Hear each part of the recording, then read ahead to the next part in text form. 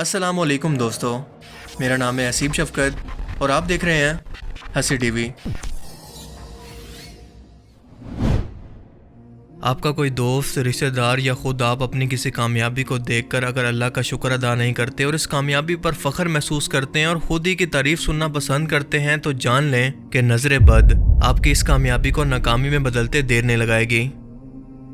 एक सहाबी हज़रत अबुल अमामा कहते हैं कि एक दिन आमिर बिन रबिया रज़ियल्लाहु तआला अन्हु ने मेरे वालिद सहल बिन हनीफ रज़ियल्लाहु तआला अन्हु को नहाते हुए देखा, यानी सदर छुपाए हुए, तो कहने लगे कि अल्लाह की कसम, सहल के जिस्म और इसके रंग रूप के तो क्या कहने, मैंने तो आज तक इस तरह का कोई खूबसूरत जिस्म नहीं देखा।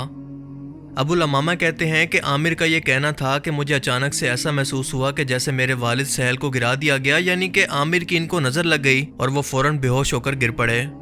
चुनांचे हम सब लोग इनको उठाकर रसूल पाक सल्लल्लाहु अलैहि वसल्लम की खिदमत में हाजिर हुए और इनसे अर्ज़ किया कि ए अल्लाह के रसूल, आप सहल के इलाज के लिए क्या तजवीज़ करते हैं? अल्लाह की कसम, ये तो अपना सर भी नहीं उठा सकते।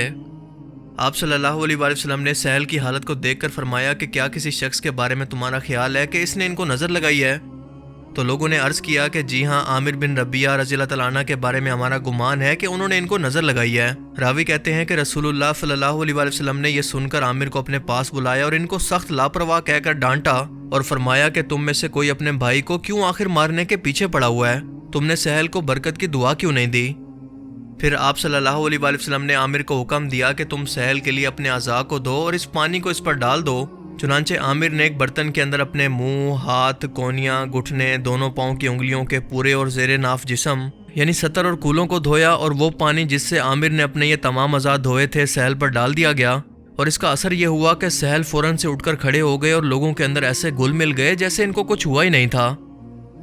नज़र बद या नज़र लगना एक कदीम तस्वुर है जो कि दुनिया के मुख्तलिफ कौमों के अंदर हज़ारों सालों से पाया जाता है। इस्लाम की आमद से पहले भी मुशरिकीन मक्का बाकायदा किसी शख्स को नज़र बद लगाकर बर्बाद करने के लिए बिल्कुल जादूगरों की तरह कुछ खास लोगों की खिदमात लिया करते, जिनके बारे में यह मशहूर था कि वो अपनी बद नज़री से लोगों को नुकसान पहुंचा सकते हैं। इस्लाम के दुश्मनों ने नबी पाक सल्लल्लाहु अलैहि वसल्लम और इनकी दावत को नुकसान पहुंचाने के लिए अरब के इन्हीं लोगों की खिदमात लेने का इरादा किया जो कि नज़र बद लगाने के अंदर शोहरत रखते थे। इन लोगों का खुद यह दावा था कि वो जिस भी चीज़ को नुकसान पहुंचाने के इरादे से देखते हैं, इनके देखते ही देखते वो चीज़ तबाह हो जाती है। लेकिन अल्लाह ताला ने नबी पाक सल्लल्लाहु अलैहि वसल्लम को इनके तमाम शर से महफूज रखा और वो अपनी तमाम बदनीयतों के बावजूद हमेशा नाकाम ही रहे। इन लोगों की शरंगेज़ी को कुरान करीम के अंदर कुछ इस तरह से बयान किया गया है कि अल्लाह पाक कुरान करीम के अंदर फरमाता है कि बेशक काफिर लोग जब कुरान सुनते हैं तो ऐसा लगता है कि आपको अपनी हासिदाना नज़रों से नुकसान पहुँचाना चाहते हैं और कहते हैं कि ये तो दीवाना है। इस आयत मुबारका के अंदर नज़र बद से होने वाले नुकसान की तरफ इशारा किया गया है जो कि किसी भी दूसरे इंसान के जिस्म पर असरअंदाज हो सकती है। लिहाजा रसूल पाक सल्लल्लाहु अलैहि वसल्लम का इरशाद है कि नज़र का लग जाना बिल्कुल हकीकत है। आम तौर पर लोग ऐसा एक दूसरे से हसद की वजह से करते हैं क्योंकि हम लोग अल्लाह का शुक्र अदा करने की बजाय सिर्फ इस गम के अंदर रहते हैं कि किसी शख्स के पास मुझसे ज़्यादा नेमतें क्यों मौजूद हैं। हम लोग अल्लाह की तकसीम पर सवाल उठाते हैं, हालांकि अल्लाह आपसे छीन कर किसी को नहीं दे रहा। इसकी बजाय हमें यह सोचना चाहिए कि यकीनन उस शख्स ने मुझसे ज़्यादा मेहनत करके ये सब कुछ कमाया है, अगर ये कर सकता है तो मैं क्यों नहीं कर सकता। लेकिन हम लोग क्योंकि उल्टा चलते हैं और किसी की कामयाबी पर खुश होने की बजाय खुद कुछ नहीं कर सकते तो दूसरों को भी अपने बराबर लाने के लिए हर मुमकिन कोशिश करते हैं। हसद और नज़र बद से इसे गिराने के अंदर लगे रहते हैं। रसूलुल्लाह सल्लल्लाहु अलैहि वसल्लम का फरमान है कि नज़र बद इतनी बुरी चीज़ है कि ऊँट को हांडी तक पहुँचा सकती है, यानी इतना बड़ा एक जिंदा जानदार देखते ही देखते सिर्फ बुरी नज़र की वजह से हांडी तक पहुंच सकता है, यानी मर सकता है। इंसानों की तकदीर क्योंकि अल्लाह ने पहले ही लिख दी है और माँ बाप से हुस्न सलूक और सदका इंसान की उम्र को बढ़ा भी सकता है, लेकिन इसकी तकदीर को अगर कोई चीज़ काट सकती है तो आप सल्लल्लाहु अलैहि वसल्लम के फरमान के मुताबिक वो नज़र बद है। आप सल्लल्लाहु अलैहि वसल्लम ने फरमाया कि अगर तुम में से किसी शख्स को यह खदशा हो कि उसे नज़र बद है तो उसे चाहिए कि इलाज के तौर पर गुस्ल करे, क्योंकि उस वक्त अरब में ये रिवाज था कि जिस भी शख्स को नज़र लगती थी इसके हाथ, पाँव और ज़ेरे नाफ हिस्से को धोकर वही पानी इस शख्स पर डालते थे जिसको नज़र लगी थी और इस चीज़ को शिफा का ज़रिया समझते। इसका सबसे बड़ा फ़ायदा ये होता था कि इस ज़रिए से मरीज़ का वहम दूर हो जाता था। लिहाजा रसूल पाक सल्लल्लाहु अलैहि वसल्लम ने इसकी इजाज़त दी और फरमाया कि अगर तुम में से किसी को नज़र लग जाए और तुम में से कोई शख्स तुम्हारे आज़ाद होकर मरीज़ पर डालने का मुतालबा करे तो इसको मान लो।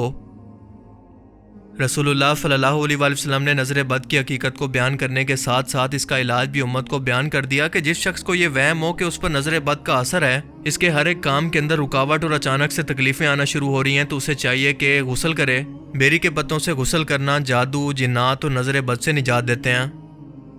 اور اگر آپ اس سے بچنا چاہتے ہیں تو سب سے پہلے ایک کام کریں کہ آپ کے سگے رشتہ داروں کے علاوہ جو کہ آپ کی کامیابی سے خوش ہوتے ہیں، ان کے علاوہ اپنی کامیابی کو کسی کے ساتھ بھی شیئر مت کریں، کیونکہ آپ جتنا کامیاب ہوں گے آپ کے حاسد بھی اتنے زیادہ بڑھتے جائیں گے۔ نظر بد کا غسل کے ذریعے علاج کرنا دراصل مریض کا وہم دور کرنے کے لیے ہے، لیکن اس کا اصل علاج ممکن ہے قرآنی آیات سے، جیسا کہ حدیث مبارکہ کے اندر بیان ہوتا ہے کہ حضرت عائشہ رضی اللہ تعالیٰ عنہ فرماتی ہیں کہ مجھے رسول اللہ صلی اللہ علیہ وآلہ وسلم نے حکم فرمایا کہ نظر بد لگنے کا دم کیا کرو، یعنی قرآنی آیات سے اس کا علاج کرو۔ حضرت ام سلمہ رضی اللہ تعالیٰ عنہ سے روایت ہے کہ رسول پاک صلی اللہ علیہ وآلہ وسلم نے میرے گھر کے اندر ایک لڑکی کو دیکھا جس کے چہرے پر کافی نشانات تھے۔ آپ نے اس لڑکی کو دیکھ کر ارشاد فرمایا کہ اس پر کچھ پڑھ کر اس پر دم کر دو کیونکہ اس کو نظر لگ گئی ہے۔ اور قرآن کریم کے اندر نظر بد کا سب سے بہترین علاج ہے جو کہ رسول اللہ صلی اللہ علیہ وآلہ وسلم نے خود بھی بیان فرمایا، وہ ہے موضعتین پڑھ کر دم کیا جائے۔ قرآن کریم کی آخری 2 صورتوں کو موضعتین کہتے ہیں، اور یہ حدیث مبارکہ سے ثابت ہے کہ رسول پاک صلی اللہ علیہ وآلہ وسلم کی زوجہ مطہرہ حضرت عائشہ صدیقہ رضی اللہ تعالیٰ عنہ بیان کرتی ہیں کہ جب نبی پاک صلی اللہ علیہ وآلہ وسلم بیمار ہوتے تو جبرائیل علیہ السلام آپ کے پاس آ کر آپ کو دم کرتے اور یہ کلمات کہتے: اللہ کے نام سے، وہی آپ کو صحت مند کرے گا، ہر بیماری سے شفا دے گا، اور حسد کرنے والے حاسد کے ہر شر سے اور نظر لگانے والی آنکھ کے ہر شر سے آپ کو اپنی پناہ میں رکھے گا۔